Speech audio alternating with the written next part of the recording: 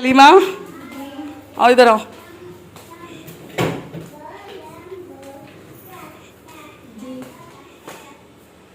बैठ जाओ इधर, खा लो। ये दो ले ठीक है, रख दो।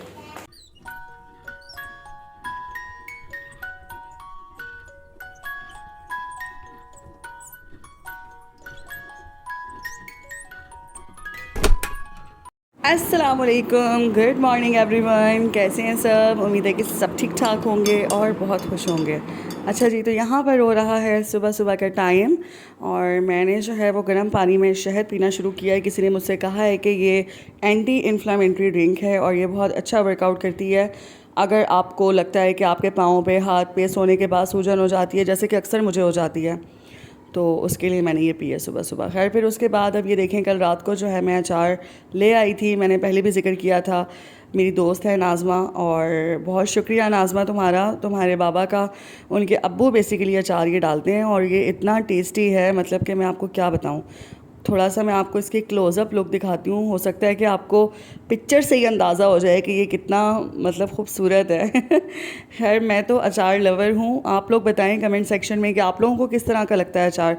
मेरा तो नाश्ता, रोटी, सालन, हर चीज़ के साथ मुझे अचार बहुत पसंद है। और जब अचार भी इतना मज़ेदार हो तो बस फिर, यानी कि अब ये मैंने अपनी फ़ैमिली के लिए, हालांकि हम सिर्फ 2 लोग हैं, और मैंने जो है ना मतलब ये 5 केजी की बकेट लेकर दी थी उनको, और ये पूरा फुल है मुँह तक, आप लोग देख लें। और मुझे लगता है कि ये पूरा साल मेरे लिए काफ़ी हो जाएगा। लसूड़े और केरी का अचार मिक्स करके डलवा के दिया उसने, और बहुत दिल से मतलब उनके बाबा ने अचार डाला है, जो कि वाकई लग भी रहा है। और उसके बाद फिर कल मैं निकली थी तो मैंने सोचा बच्चों का ऑयल वगैरह भी ख़त्म है, तो उसमें ना मैंने फिर ये एक कस्टर्ड ऑयल लिया है मिक्स करने के लिए। इसके भी बहुत अच्छे रिव्यूज़ हैं। अगर आप सरसों के तेल में या किसी भी ऐसे तेल में, कोकोनट ऑयल में, जो भी आप लोग तेल इस्तेमाल करते हैं, उसमें अगर आप लोग कस्टर्ड ऑयल डाल लें तो ना कस्टर्ड ऑयल क्या करता है कि बालों को ना थोड़ा फ्लेक्सिबल कर देता है। फ्लेक्सिबिलिटी आपके बालों की बढ़ाता है, लचक आती है बालों में। मेरे बच्चों के बाल ना कर्ली हैं दोनों के, तो कर्ली जो हेयर होते हैं वो आपको पता है नॉर्मली वो बड़े सख्त होते हैं। और अब तो खैर जैसा कि इतने ज़्यादा नहीं है, लेकिन बचपन में इसके बाल बहुत ज़्यादा कर्ल्स थे। जो लोग मुझे शुरू से जानते हैं उन्होंने मेरे पुरानी पिक्चर्स में और इसमें हर चीज़ में, मेरी पोस्ट वगैरह में देखा होगा कि जैसा के बाद बाल जो है वो इंतहाई कर्ली थे। तो खैर अब मैंने कस्टर्ड ऑयल की इसको चम्पी वगैरह की और इसके रिज़ल्ट्स वाकई बहुत औसम आए थे। नहाने के बाद ना बच्ची के बाल बहुत सॉफ्ट हो गए थे। बच्चे यहाँ पर ले रहे थे शॉवर, तो मैंने कहा कि चलो जब तक मैं जो है ना थोड़ा सा इनके लिए कोई स्नैक वगैरह बना लेती हूँ। तो मैंने फ़्रिज खोला और देखा कि उसमें रोल पट्टी वगैरह रखी हुई थी काफ़ी दिन की, और वो ख़राब ही हो रही थी। तो मैंने सोचा चलो यार इसको यूटिलाइज़ कर लूँ, और मुझे साथ में कैबेज मिल गई, चिकन भी रखा हुआ था बोनलेस। तो चिकन स्प्रिंग रोल बनाने के लिए ना ये चीज़ें इनफ थी, तो मुझे लगा कि चलो मैं इन्हीं को यूटिलाइज़ कर लेती हूँ। अच्छा, अब मैं जो है वो ईद के हवाले से बात कर रही थी कि मैं ईद की तैयारी क्यों नहीं कर रही। तो उसकी वजह ये है जनाब, एक बहुत ही अच्छी न्यूज़ है, मेरे लिए तो बहुत अच्छी है। और वो ये है कि मैं जा रही हूँ कराची अपनी अम्मी के पास, अपनी अम्मी के घर जा रही हूँ, और तकरीबन पूरा साल हो जाएगा। पिछली दफ़ा भी मैंने बकरा ईद वहीं की थी, और जून में, मतलब मैं जून के मिड में गई थी और बकरा ईद फिर मैं वहीं करके आई थी। तो इस दफ़ा हस्बैंड ने बोला कि चलो तुम ईद इधर कर लो, मैं तुम्हें ना ईद के 2nd या 3rd डे की फ़्लाइट बुक करवा देता हूँ। तो खैर फिर अब मेरा जो है वो टिकट्स वगैरह बुक हो गई हैं, और मैं ईद के 2nd डे यहाँ से रफू चक्कर हो जाऊँगी। सिर्फ मैं और जज़ा और शिफा जा रहे हैं। उसके बाद फिर इनके बाबा जो है वो हमें पिक करने के लिए, वापसी पे हमें लेने के लिए आएंगे। फ़िलहाल हम तीनों ही जाएंगे, और हमारी ईद के 2nd डे की फ़्लाइट बुक हो चुकी है सुबह 8 बजे की। तो दुआ कीजिएगा कि हमारा सफ़र खैरियत से गुजरे। व्लॉग में मैं आप लोगों को अपडेट तो करती रहूँगी साथ साथ कि किस तरह रहा, क्या किया, और कोशिश करूँगी कि हर चीज़ को रिकॉर्ड करूँ और आप लोगों के साथ शेयर करूँ। लेकिन मैंने सोचा कि आज के व्लॉग में आप लोगों को ये बता ही दूं कि आखिर मैं ईद की तैयारी में इंटरेस्टेड क्यों नहीं हूं, क्योंकि मैंने ग्रॉसरीज़ की या मसालों वगैरह की या किसी भी चीज़ की ईद के हवाले से कोई भी रेसिपी या कोई भी अपडेट पोस्ट नहीं की। तो उसकी वजह यही है कि मैं ईद की तैयारी इसलिए नहीं करी, बल्कि जो चीज़ें रखी हुई हैं उनको ज़्यादा से ज़्यादा यूटिलाइज़ करने की कोशिश कर रही हूँ, ताकि बाद में वो ना ख़राब ना हो जाएँ, और बाद में जो है ना मतलब वो फिर यूज़लेस हो जाती हैं चीज़ें जो है ना फिर। खैर अब यहाँ पर जो है चिकन वगैरह जो है वो उसका पानी देखें बिल्कुल ड्राई हो चुका है। तो अब मैं इसको कर लूँगी अच्छे तरीके से श्रेड, और ठंडा करके श्रेड कर लूँगी। श्रेड करने के बाद फिर इसी फ्राइंग पैन में जो है मैं वेजिटेबल्स में जो कि है सिर्फ मेरे पास बंद गोभी अवेलेबल थी।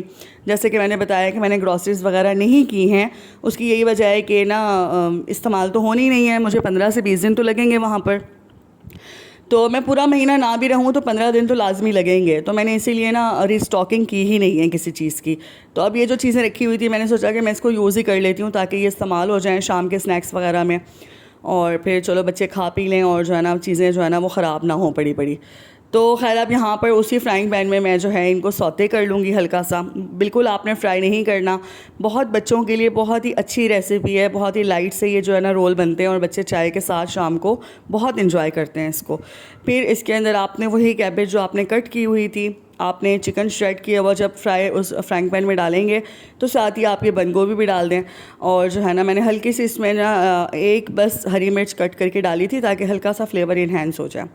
तो जो अभी मतलब कि मेरा है मोटिव वो ये है कि मैं 15 डेज़ तो एटलीस्ट वहाँ रहूँ। अगर उससे ज़्यादा हो गए या कम हो गए तो वो तो फिर डिपेंड करता है सिचुएशन के ऊपर, लेकिन अभी हम लोगों ने 15 डेज़ की पैकिंग जो है ना वो अपनी कर ली है।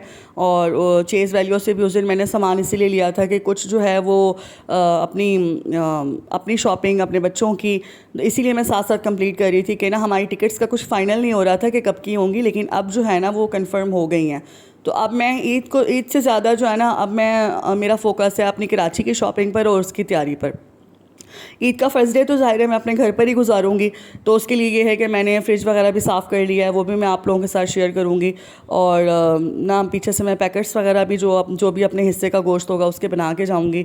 लेकिन ये है कि ज़्यादातर मेरा फोकस जो है ना वो कराची की तैयारी पर। और ज़ाहिर सी बात है जिन लड़कियों की शादी हो गई है या जिनकी माएँ दूर हैं उनको इस बात का अंदाज़ा होगा कि एक लड़की जो है ना वो बड़ी खुश होती है अपनी अम्मी के घर जाते हुए, और ख़ास तौर पर जब वो 1 साल बाद या 2 साल बाद जा रही हो।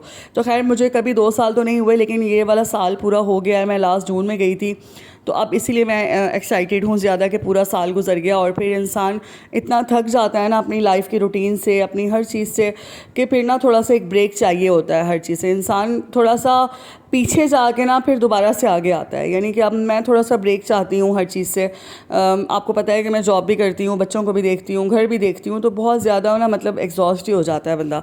तो अपनी रूटीन से हट के भी ना थोड़ा सा इंसान अगर ब्रेक ले ले तो फिर वो दोबारा अपने उस लाइफस्टाइल को शुरू करने के लिए दोबारा जो है ना वो बड़ा फ्रेश होके आता है फिर।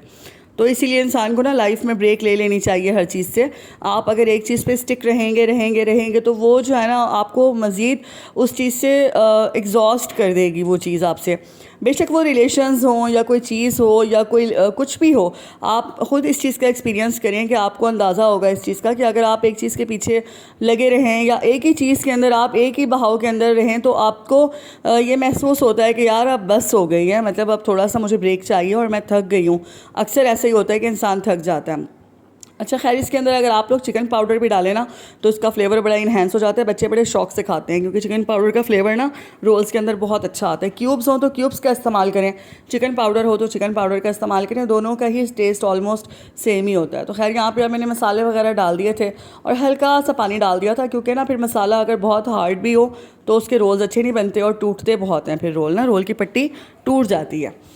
तो खैर अब यहाँ पर मैं इसको फिर ढक दूँगी ताकि अपनी ही स्टीम में जो है ना कैबेज थोड़ी सी जो है वो गल जाए या फिर लाइट हो जाए। उसके बाद ये आप मस्ट डालें ऑयस्टर सॉस, और ये जो है ना मतलब अगर आपके पास मामा सीता सॉस है तो बहुत अच्छी बात है, अगर नहीं है तो ये सॉस आप मेरे कहने पर एक दफ़ा ट्राई करें, यानी कि आपको प्योर चाइनीज़ वाला इससे फ्लेवर आता है। और मैं जो है ना जब भी कोई चाइनीज़ डिश बनाऊँ या कुछ भी बनाऊँ तो मैं इसके 2 से 3 या हाफ़ टेबल स्पून कह लें, मैं ये लाजमी इस्तेमाल करती हूँ। इससे इतना प्यारा फ्लेवर आता है कि मतलब बहुत अच्छा। इसके बगैर भी आप एक बना के देखें और इसके साथ भी बना कर देखें, आपको ख़ुद ही अंदाज़ा हो जाएगा कि कौन सा ज़्यादा अच्छा है। अब ये मसाला आप लोग देख लें थोड़ा सा ये नरम भी हो गया है, यानी कि अब ये जब मैं फिलिंग करूँगी तो ये हार्ड नहीं होगा, क्योंकि ये स्टीम में जो है ना मतलब थोड़ा सा मैंने पानी डाला था, सिर्फ 2 घूंट मेरे ख्याल है पानी डाला होगा और वो उसके लिए बहुत था। हाय उसके बाद फिर ये एक मसला हो गया, मैं मसाला रख के जब स्टीम पे गई तो मैं बच्चों को चेंज वगैरह करवाने लग गई और ये सारा मसाला जो है ना मेरा नीचे लग गया था। खैर फिर अब ये जो है ना बाद में ही धुलेगा और मैंने फिर मसाला जो ऊपर से था वो सारा निकाल लिया। और अब यहाँ हो रहा है शाम का टाइम। थोड़ी देर मैंने इसको रखा था फ्रिज में, वो इसीलिए रखा था कि ये जो है ना आपस में चिपके ना। उसके बाद आप लोग इसको डिस्पोजेबल बॉक्स में पैक करना चाहें या जिपलॉक बैग में पैक करना चाहें, वो आपकी अपनी मर्ज़ी है।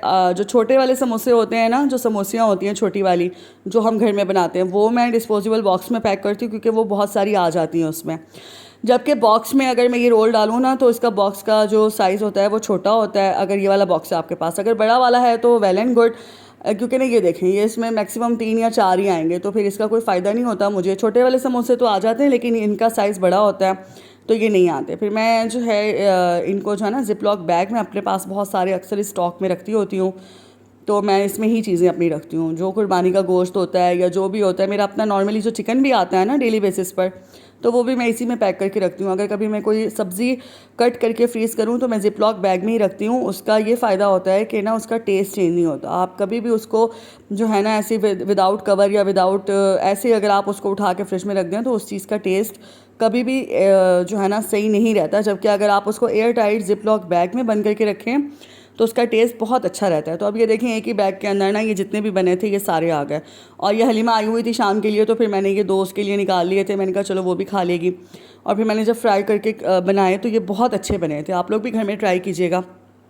और आप लोग बताएं आप लोगों की ईद की तैयारियां कहाँ तक पहुंची, लोग कैसे सेलिब्रेट करना चाहते हैं आप लोग, और मतलब किसकी क्या प्लानिंग है। मैंने अपनी प्लानिंग आप लोगों को बता दी कि भाई मैं तो जो है ना ईद पे पहले दिन मैं ज़रूर अपने घर पे होंगी, लेकिन सेकंड डे ना मैंने यहाँ से उड़ जाना है तो खैर अब फिर यहाँ पे हलीमा आ गई थी और उसको ये बहुत पसंद आए थे।